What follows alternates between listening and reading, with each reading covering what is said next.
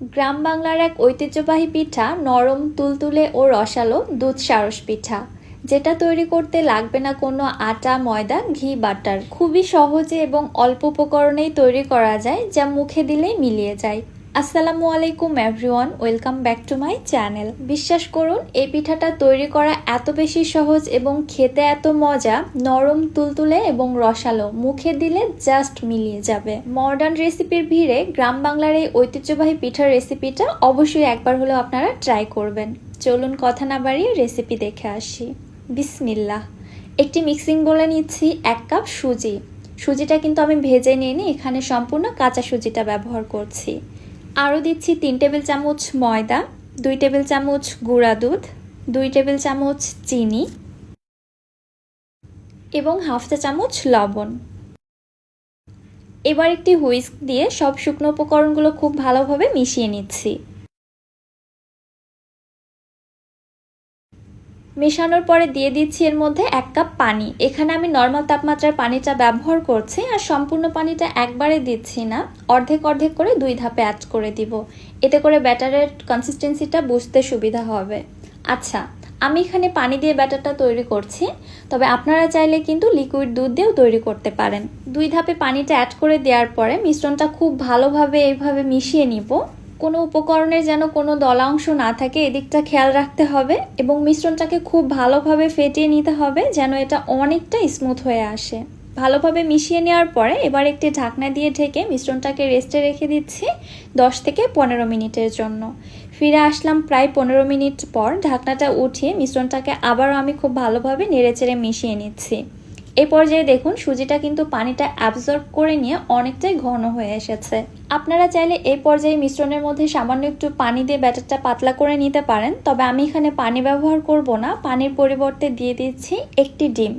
ডিমটা অবশ্যই অপশনাল, আপনারা চাইলে দিতে পারেন, আবার চাইলে স্কিপ করা যেতে পারে। 1 চা চামচ দিচ্ছি বেকিং পাউডার এবং পিঠার মধ্যে থেকে যেন ডিমের কোনো বাজে স্মেল না আসে তার জন্য দিয়ে দিলাম 1/4 টিস্পুন এলাচের গুঁড়া। আবারও হুইস্ক দিয়ে সবকিছু ভালোভাবে মিশিয়ে নিচ্ছি। সবকিছু ভালোভাবে মেশানো হয়ে গিয়েছে। এবারে ব্যাটারের কনসিস্টেন্সিটা আপনাদের একটু দেখিয়ে দিচ্ছি। ব্যাটারের কনসিস্টেন্সিটা ঠিক এরকম হবে, দেখুন। অনেক বেশি ঘনও না, আবার কিন্তু অনেক বেশি পাতলাও না। ব্যাটারটি উপর থেকে ফেললে হালকা একটু দাগ বোঝা যাচ্ছে, তারপরে কিন্তু ব্যাটারটা মিশে যাচ্ছে। এবারে পিঠাগুলো তৈরি করার জন্য এখানে আমি সিরামিকের ছোট ছোট বাটি নিয়েছি। আপনারা স্টিলের বাটি অথবা চায়ের কাপেও পিঠাগুলো তৈরি করে নিতে পারবেন। ফার্স্টে বাটিগুলোর মধ্যে আমি সামান্য একটু তেল ব্রাশ করে দিচ্ছি, এতে করে পরবর্তীতে পিঠাগুলো ডিমোল্ড করতে সুবিধা হবে। এবারে তৈরি করে রাখা পিঠার ব্যাটারটা বাটির মধ্যে অর্ধেক পর্যন্ত দিয়ে দিচ্ছি, কারণ পিঠাগুলো ফুলে অনেকটাই উঁচুতে উঠে যাবে। বাটিগুলো একদম ভরে ফেলানো যাবে না, তাহলে বাটি উপচে পড়ে যাবে। এজন্য বাটির কিছুটা অংশ অবশ্যই ফাঁকা রাখতে হবে। সবগুলো বাটিতে ব্যাটার দিয়ে দেওয়ার পরে এবার এগুলোকে স্টিম করে নিব।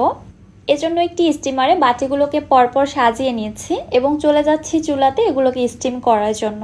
চুলায় একটি হাঁড়িতে পর্যাপ্ত পরিমাণে পানি গরম করতে দিয়েছি। পানিটা ফুটে উঠেছে, এখন আমি স্টিমারটা এর মধ্যে বসিয়ে দিচ্ছি। একটি ঢাকনা দিয়ে ঢেকে পিঠাগুলোকে এবার স্টিম করে নিচ্ছি 15 থেকে 20 মিনিটের মতো। এর থেকে বেশি সময় লাগবে না, সর্বোচ্চ 20 মিনিট সময় লাগতে পারে। 20 মিনিট পরে পিঠাগুলো আমি চেক করে নিচ্ছি। সবগুলি পিঠাই খুব সুন্দরভাবে হয়ে এসেছে, এগুলো কিন্তু একটিও কাঁচা নেই। এবার পিঠাগুলোকে চুলা থেকে নামিয়ে এক সাইডে রেখে দিচ্ছি ঠান্ডা হওয়ার জন্য। চুলায় আরেকটি প্যানের মধ্যে নিয়ে নিচ্ছি 1 লিটার লিকুইড দুধ। ফ্লেভারের জন্য দিয়ে দিচ্ছি 2টি তেজপাতা এবং 3টি সাদা এলাচ, মুখগুলো ফেটে দিচ্ছি। এবারে নেড়েচেড়ে দুধটা জাল করে নিচ্ছি দুধের মধ্যে বলক আসা পর্যন্ত। দুধটা যখন কিছুটা গরম হয়ে এসেছে, দুধটাকে দ্রুত ঘন করার জন্য এর মধ্যে দিয়ে দিচ্ছি 1/3 কাপ গুঁড়া দুধ।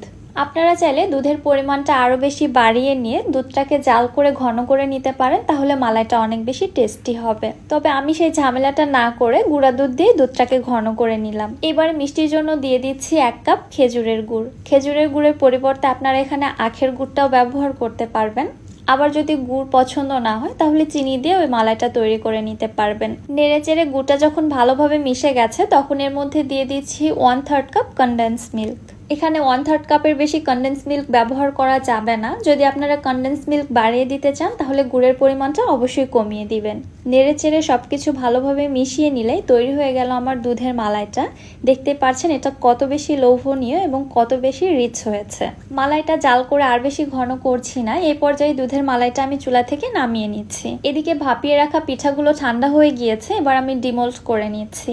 গরম থাকা অবস্থাতেই পিঠাগুলোকে বের করতে বা মোল্ড আউট করতে যাবেন না, তাহলে কিন্তু পিঠাগুলো ভেঙে যাবে বা নষ্ট হবে। অবশ্যই ঠান্ডা হওয়ার পরে এভাবে বের করে নেবেন। দেখতে পাচ্ছেন পিঠাগুলো কত বেশি নরম, সফট এবং স্পঞ্জি হয়েছে। এবারে গরম গরম দুধের মালাইয়ের মধ্যে আমি পিঠাগুলোকে সরাসরি দিয়ে দিচ্ছি। মালাইটাকে কিন্তু একদমই ঠান্ডা করা যাবে না, যত দ্রুত সম্ভব গরম মালাইয়ের মধ্যে পিঠাগুলোকে দিয়ে দিতে হবে। পিঠার উপরগুলো যেহেতু ভিজছে না, এই জন্য আমি চামচের সাহায্যে উপরগুলোকে একটু ভিজিয়ে দিচ্ছি। এবার একটি ঢাকনা দিয়ে ঢেকে পিঠাগুলোকে ভিজতে রেখে দিব প্রায় 4 থেকে 5 ঘন্টার জন্য। এটা মিনিমাম টাইম দিতে হবে। সব থেকে ভালো হয় যদি আপনি পিঠাগুলো রাত্রে বানিয়ে সারা রাত মালাইয়ের মধ্যে ভিজতে রেখে দেন। আমি ঠিক এই কাজটাই করেছি, সারা রাত রেখেছিলাম, পরের দিন সকালে আপনাদের দেখাচ্ছি। মাঝে মাঝে পিঠাগুলোকে আমি উল্টে পাল্টে দিয়েছিলাম যেন পিঠাগুলো সব দিক থেকে মালাইটা খুব ভালোভাবে সোক করে নিতে পারে। মাশাআল্লাহ, দেখতে পাচ্ছেন পিঠাগুলো কতটা লোভনীয় এবং পারফেক্ট হয়েছে। দেখে অলরেডি জিভে পানি চলে আসছে। এত লোভনীয় একটি পিঠা কোনোভাবেই মিস করা যাবে না। অবশ্যই আপনারা বাসায় একবার হলেও ট্রাই করে দেখবেন। এই পিঠার টেস্ট যেমন দুর্দান্ত, তেমনি এর মালাইটাও কিন্তু কোনো অংশে কম না। মনে হবে আপনি রসমালাই খাচ্ছেন। এবার একটি পিঠা আপনাদের কেটে দেখায়, তাহলে বুঝতে পারবেন এটা কতটা নরম, তুলতুলে এবং রসালো। আমার কেটে নেওয়া দেখে হয়তো বুঝতে পারছেন, চামচ লাগানোর সঙ্গে সঙ্গে কেটে যাচ্ছে। এখানে এক্সট্রা করে কোনো প্রেশার ক্রিয়েট করতে হচ্ছে না আমাকে। এমন একটি লোভনীয় পিঠা হলে কে না খাবে বলেন তো। এবারে শীতের পিঠাপুলি আয়োজনে অবশ্যই আপনারা এই পিঠাটা রাখতে পারেন, সবাই অনেক বেশি পছন্দ করবে। রেসিপিটি আপনাদের কাছে কেমন লাগলো অবশ্যই আমাকে কমেন্ট করে জানাতে ভুলবেন না। ভিডিওটি ভালো লাগলে চ্যানেলটি সাবস্ক্রাইব করে দিবেন এবং যারা ফেসবুক পেজ থেকে দেখছেন পেজটিতে ফলো দিয়ে দিবেন। আজকের মতো বিদায় নিচ্ছি। আল্লাহ হাফেজ।